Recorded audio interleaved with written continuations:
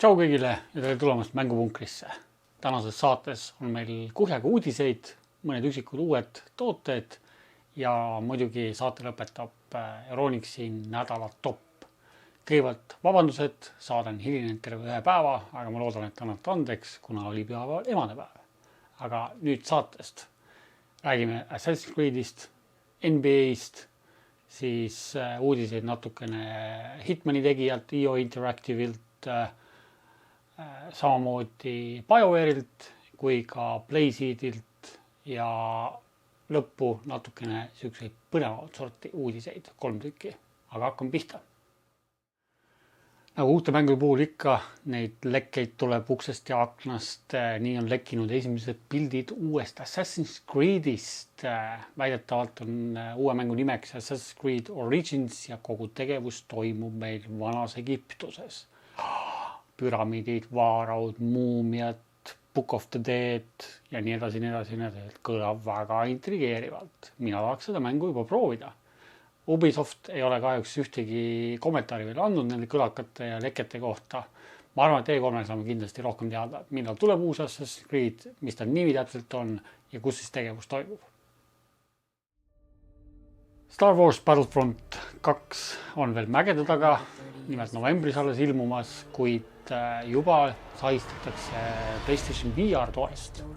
Sony on väidetavalt andnud ülesandeks, et seekord peab olema VR tugi vähe rohkem esindatud, kui oli eelmises Battlefrontist. Eelmises Battlefrontist me mäletame ka minu videotest, et on üks VR missioon, mis tegelikult oli ülimalt lahe. Ma loodan, et nad seekord teevad neid missioone rohkem ja ta võib-olla võiksid teha isegi terve mängu. Vähemalt single player VR toega, nagu oli Resident Evil 7. Nii Sony kui EA ei ole ühtegi kommentaari konkreetselt sellele juhtumile andnud, aga loodame, et me näeme siiski VR. NBA 2K18 on lõpuks saanud ilmumiskuupäeva, milleks on 19. september ja seekordseks kaanestaariks on loomulikult LA Lakersi kunagine hitmängija Shaquille O'Neal. Siiamaani on vähesed saated, mis on möödunud meil ilma halbade uudiseta. Ja seekord on meil ka üks halb uudis. Nimelt Square Enix on teatanud, et nad on valmis maha müüma oma ühe sõsarettevõtte, kelleks on siis IO Interactive, kelle sulest me teame kõik on ilmunud Hitmani seeria. Ja meenutus, et viimane episoodiline Hitman oli väga-väga hea ja lahe mäng. Siis on jubedalt kahju, et Square Enix selle maha müüb. Loodame, et mõni suur publisher nopib IO Interactive kiiresti üles, sest et juba praegusel hetkel sahistatakse, et Hitmani Season 1 ei jää viimaseks, vaid on tulemas ka Season 2. 2010 aastal ilmus PlayStation 3 ja Xbox 360 konsoolile absoluutselt mitte midagi ütlev shooter nimega Vanquish. Aga üllataval kombel on see üks parimaid fast action combat mänge, mida mina mänginud olen isiklikult ja seda on öelnud samamoodi ka erinevad mängukriitikud kui ka mängude saidid, kes on kiitnud Vanquishi tõsiselt väga atraktiivselt kombatilt. Story oli sellel mängul tõesti aga samas see kombat, see oli tõesti fantastiline. Mina nautisin iga hetke sellest mängust. Praegusel hetkel sahistatakse hetkeseisuga PC versioonist, mis vähemalt Steam'i andnud järgi peaks ilmuma juba 25 mai. Samas ei ole ka ära öeldud seda, et remastered versiooni või tõlgada konsooliga. Mina hea meelega mängiks Xbox One'i peal selle uuesti läbi. 1080p resolutsioonis 60 FPS. Kõlab väga mõnusalt. Eestis väga populaarne rallitoolide tootja Playseed, tegemist on Hollandi firmaga, on lõpuks välja lasknud uue tooli. Küll kujunduse poole pealt näeb samasugune välja nagu kõik, et keskklassi toolid neil on, aga seekordseks brändinguks on Red Bull Rallycross ja see tool näeb tõesti ülimalt vinge välja. Mina igatahes tahan seda väga.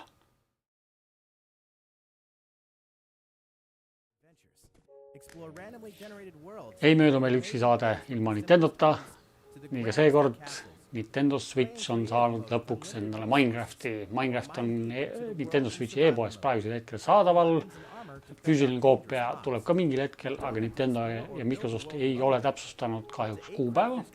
Sellegipoolest kriitikud on Minecrafti üle vaadanud ja kiitnud taevani üks parimaid tablet-versioone Minecraftist üldse, mis tehtud on. Mäng jookseb nii tablet kui ka docking mode'is 60 FPS-i, toetab local 4-player co-op'i, samamoodi online'is 8 mängimist, kõik Minecrafti inimesed, kelle Nintendo Switch on olemas, võtke aga Minecraft ligi. Nüüd on see viimane hetk, kui te tahate nautida veel Alan Wake'i mängu, sest et Xbox Live'is kui ka PC-l on veel viimane hetk soetada Alan Wake koos kõigi lisapakettide ja lisamängudega. Sest et erinevate copyrighti õiguste tõttu just muusika poole pealt tõmmatakse Alan Wake'i mängud juhe seinast ja seda rohkem enam ei müüda. Minu meelest peaks müük lõppema, kui ma õigesti mäletan, homme õhtul. Et hind on väga mõistlik, Steamis, kui ma mäletan, oli 3 eurot kopikatega, et mäng tasub kindlasti ligi võtta, tõesti fantastiline mäng oli.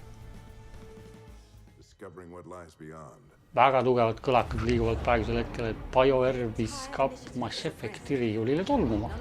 See ei tähenda muidugi seda, et ta nüüd jääb igaveseks sinna tolmuma ja mitte kunagi me ei näe mitte ühtegi Mass Effecti mängu, kuid natukeseks ajaks on vähemalt sisemiste allikate väitel BioWare Mass Effecti riiulile pandud. Muidugi supportitakse edasi Andromedat. Andromedal jooksevad järjest peale erinevad update'id, mis tasakaalustavad multiplayerit, parandavad erinevad bugisid mängus ja nii edasi. Ma küll ei ole aru saanud siiamaani sellest hädakisast, mis selle Mass Effect Andromeda juures käib. Ise olen kuskil mänguga poole peal ja ma olen siiamaani nautinud iga hetkel sellest mängust. See võib olla muidugi selles, et mina olen suur Mass Effecti austaja. Sellegipoolest ma ei näe põhjust virisma. Uudiste blokil lõpetame 3 natuke teistsuguse uudisega. Nad on küll mängudega seotud, aga sellegipoolest nad ei pruugi kõiki inimesi kõnetada. Esimeseks uudiseks on see, et me teame, et detsembris ilmub Star Wars episood 8 The Last Jedi. Siis suured Star Warsi fännid on teinud sellest 16-bitise treileri. Treileri lingi leiate muidugi descriptionist, vaadake järgi, see näeb väga lae välja. Kõik, kes on mänginud World of Warcrafti vähemalt vanilla aegadest, ehk siis esimesest World of Warcrafti nii-öelda mängust alates, kõik teavad, kes on Leroy Jenkins.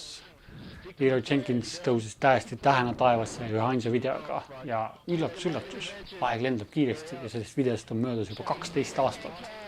Video leiate muidugi selle video descriptionist, soovitan järgi vaadata.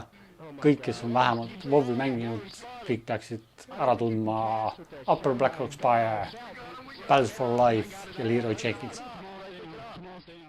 Viimaseks uudiseks on selline asi, et küll natuke kurb lugu, aga sellegipoolest mängud on natuke seotud, et ühel muusikul sattus abikaasa ränka autoavariisse ja sai suht raske ajukahjustuse.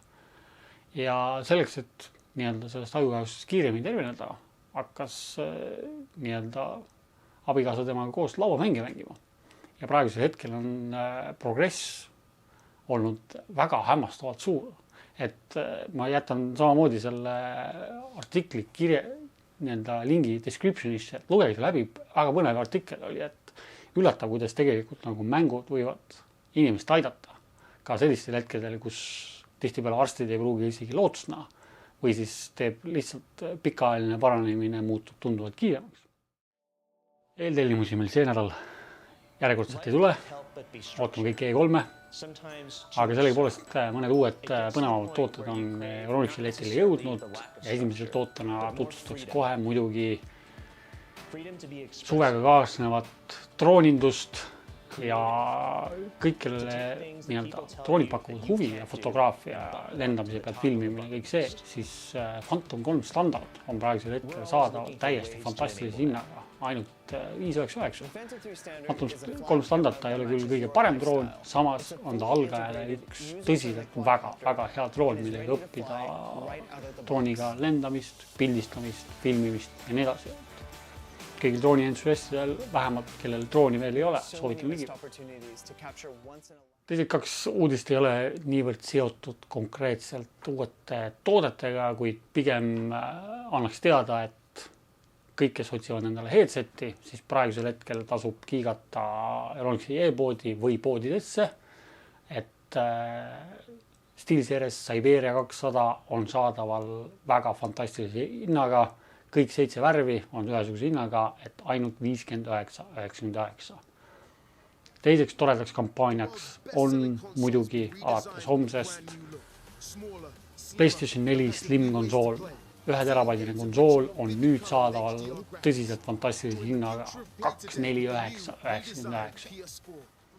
Seekordne saade oligi selline lühike, rohkem oli rõhku uudistele, vähem toodetele, eeltellimustele ja saadet jääb õpetama muidugi iganädalane Euronixi mängude top. Näeme varsti. Ciao!